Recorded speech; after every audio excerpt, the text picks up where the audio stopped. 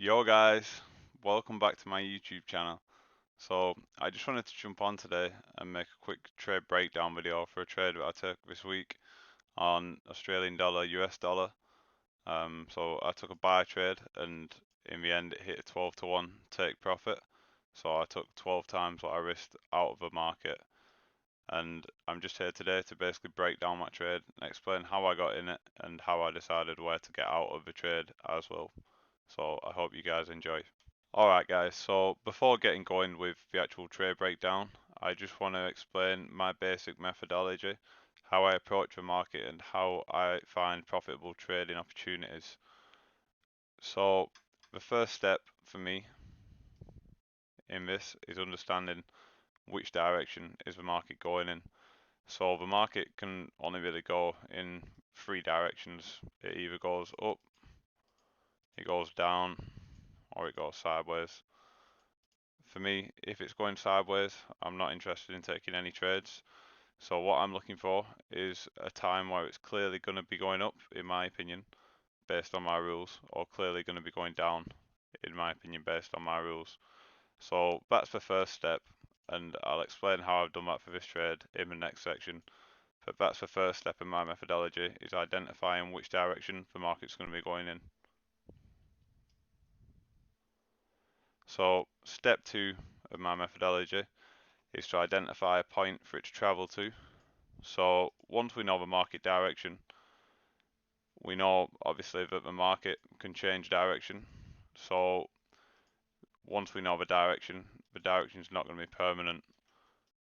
So we're looking for a point where we have a high certainty that the market will travel to. So for example, if I understand the market to be in a buy bias, meaning that I've got a clarity that there's a high certainty that the market will be going up, I need to identify a point where that buy bias will come into question.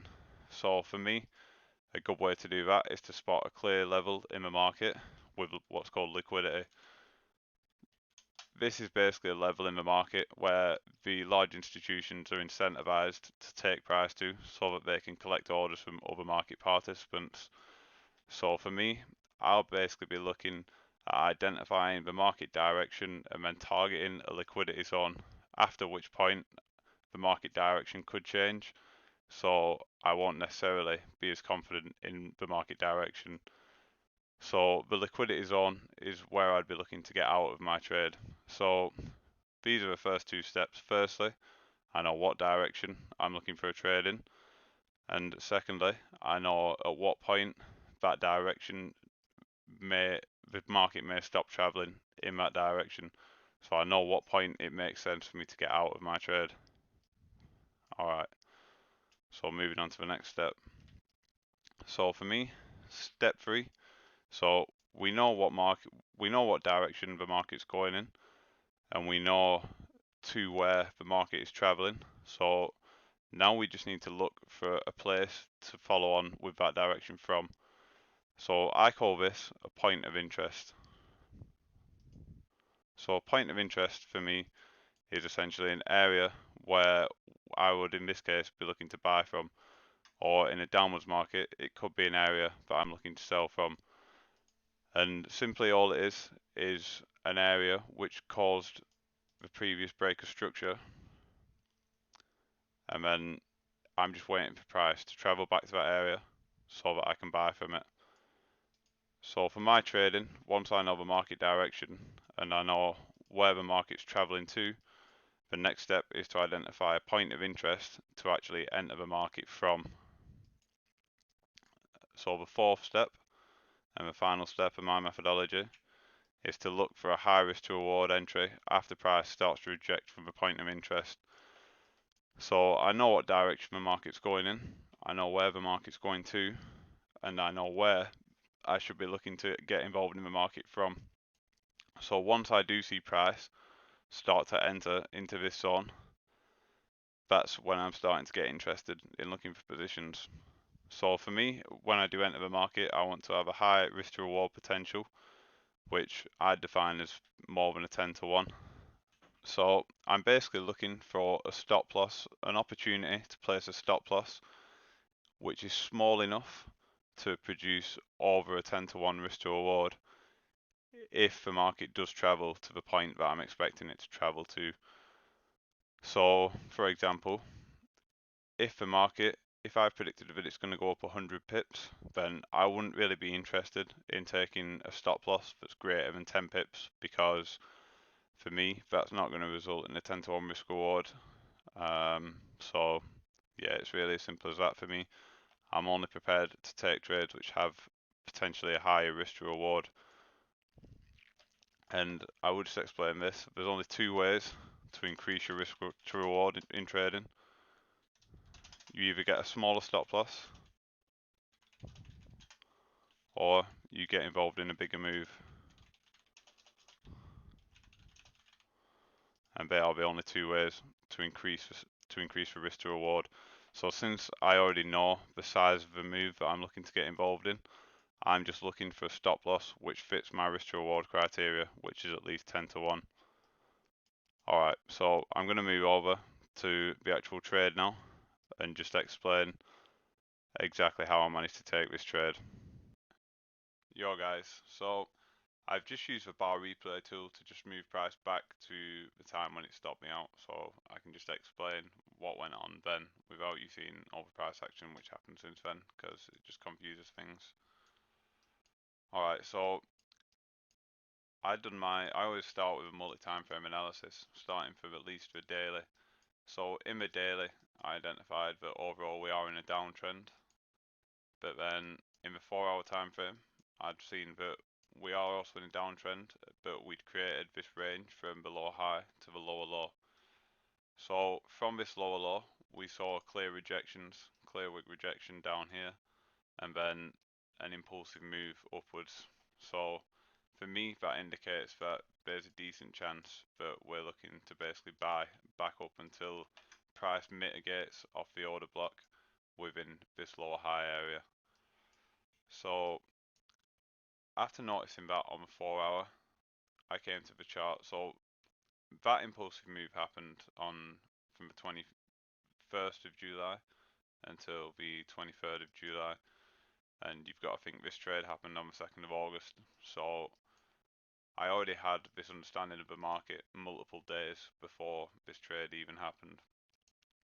So coming into the market, I took this trade on a Monday. Coming into the market on Monday morning, I was looking at the 2-hour, and on the 2-hour, I could see that there's a clear break of structure. So in terms of my step one, which is understanding the market direction, how I do that is by looking for a break of structure. So here we've got a break of structure to the upside, which effectively indicates that price is going to be in a buy bias market. So I know that coming into this, I'm looking for buys until at least my target is reached. So looking at this, there's a clear liquidity point, and I'll just play price forward a bit because I came to the market around this time. Well, this is actually on Friday, and I came to the market on Monday morning. So the market was actually here when the market opened on Monday. So within this structure, we can see that there's a clear break of structure to the high, showing an intent for buys. So break of structure to the high equals buy bias. So I know that I'm looking for buys on the market if I am interested in taking a trade. Now, in the sense of that, I need to find a place where I'm expecting the price to go to, something which may cause the price to actually go higher. And for me, I can see that there's a clear level just up here, just above where the structure was. So after break structure, there's been a clear level established just above this area. And that's where you'll find liquidity in the market, which basically means that a lot of traders are going to put their stop losses in that area, which means that if the banks do want to push the price up there, then as them traders get stopped out, the banks will be able to take the other side of those stop positions. So for me, I've marked the liquidity point as being the highest point of that area. Now, so that's our step one, look for a buy bias. And step two, look for a target. So I know the bias, break of structure, means that it's a buy bias, and the target gives me a place that I'm expecting it to go to. So essentially a place for me to place my take profit. So now, since I'm confident that I know where the market's going, and I have a level in the market to which I'm confident that it will travel, it's just a case of looking to actually get involved in this move at the right time. So for me, my point of interest lies within this wick down here. For me, this wick is the area where the institutions enter the market, causing this break of structure. So it's an area which institutions will likely buy again from after, if price does return there. So I'd definitely be interested in buying it from that area. So I just use my fib tool to measure that area, just so I can mark it on my chart. Alright, so actually coming into the market, so what I've got marked here, it's still 3 AM, so I was asleep at this point. So actually coming into the market on Monday morning, I woke up around 7:30 and I was on my screen about 8 AM, and I was just watching the market. So I know what direction it's going in and where it's going, and I've identified an area to buy from if I start to see a rejection. So price actually did travel back down into this area which I'd identified, and we did start to see a clear rejection out of this area.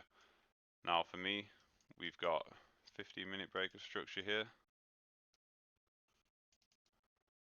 which clearly shows that price has started to move upwards.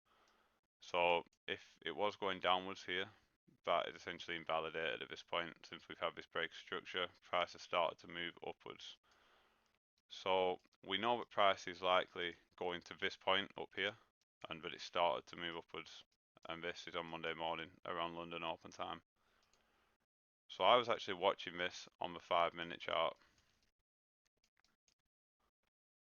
So after seeing the 15-minute break structure, I was looking at the 5-minute, and considering London had just opened, it's a time of high volatility and high liquidity in the market. So a lot of the institutional market participants will actually be getting involved, and clearly they're getting involved for buys. That's what's pushing the market up. So the buy move that I was predicting on the higher time frame, I'd identified to have potentially already started at this point. So now it's just a case of looking to get in with a high risk to reward stop loss. Now, in terms of measuring how far it is from where price currently is to the top, I measure 60 pips. So for me, that tells me that I can have a maximum of a maximum of a 6 pip stop loss, and it will still fit my risk to reward criteria, producing a 10 to 1 risk to reward if it hits the place where I'm targeting it to hit. So I was watching the market on the 5-minute. Now for me, we've got a break structure on the 5-minute here, which leaves behind this clear area where the institutions manipulated the liquidity so that they could get their buy positions into the market. We then had a return to that area, and then another break of structure, which is an additional confluence that the institutions are in the market and they are pushing the market higher. Now, I saw this push back down, and I'd still not entered the market at this point because I just wanted to make sure that it was a high probability entry. So I kept watching the market, and again, we get this next break of structure on the high. So at this point, we really are confident, or we can be very confident that the market will continue higher at this point. So it's just a case of actually finding an entry with a small enough stop loss. Now, for me, in terms of this being the high,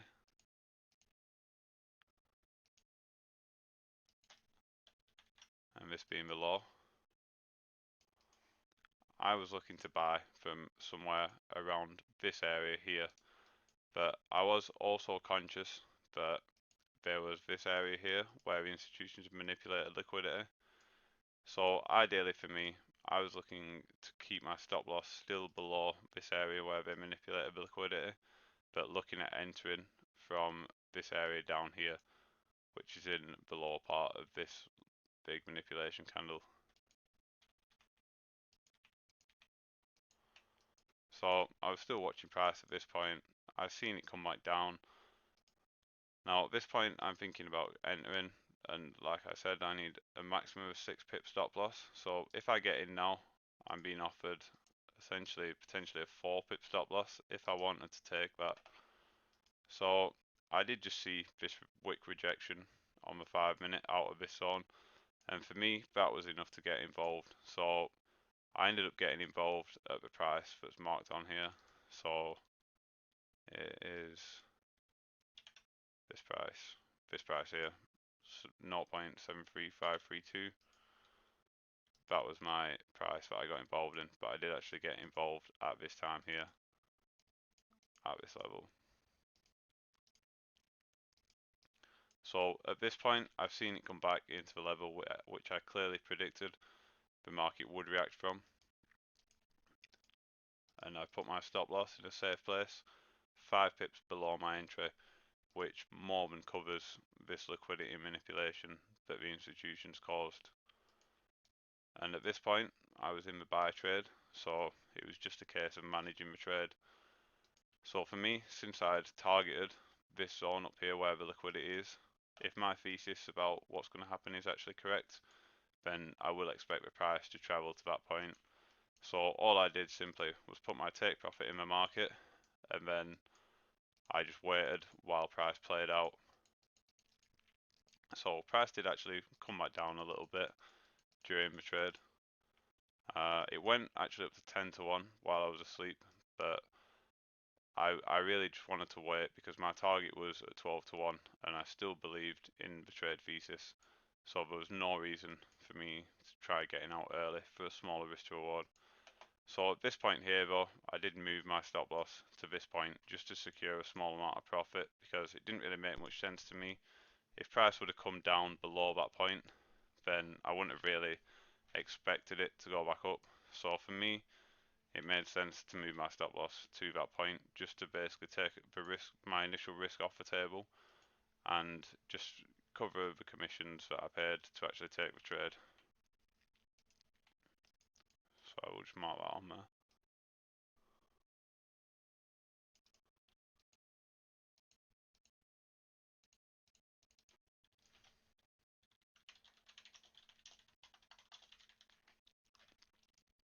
So at this point, I simply committed to my revised stop loss and then just let the trade play out. And it was actually the day after in the morning it went on to hit my take profit. And there we go, it blasted through my take profit. So it actually exited me out of the market with a profit of 12 times what I risked. And that was the trade. So I got in based on the 5 minute, which was an entry into the bigger picture once the order flow had actually transitioned into a bullish order flow. And as confluence factors, this was in the London session, which is a time where institutional orders really come into the market and can cause a lot of market volatility. And then to get out of the trade, I just let the trade run to my take profit, which I set as soon as I actually got into the trade. And yeah, that's it. So I got in there and got out 2 days later, taking 12 times what I risked out of the market. So I hope you enjoyed this breakdown, guys. Thanks for watching, and if you do have any questions about this trade, then just leave the questions in the comments below, and I'll try to answer them in the comments or in a future video. Thanks, guys. Thanks for watching. Yo, guys. So I just wanted to show you that I actually did take this trade on my real account. So my risk at the minute is just $2 per trade because I am still just training and still just learning how to trade. I'm confident in my strategy, but I really just want to trade on these smaller amounts of money first before moving up to larger amounts. So here you can see it's currently 24 minutes past 6 on the 6th of August. that the chart's saying, but it's 24 minutes past 8. So my broker time is actually a couple of hours in front of current UK time. Now here you can see that I did actually take this AUD USD trade, which I've broken down at the entry price, which I said that I took it at in the breakdown, and my profit for that trade was $24, which is obviously 12 times 2, and since my risk is $2, I took a 12 to 1 out of the market, like I showed in the breakdown. So like I say, this broker is 2 hours in front of the charts here, and it shows that I entered the trade at 12:13. So on this chart it's 10:13 a.m. So just zooming in here, we can see that 10:13 a.m. is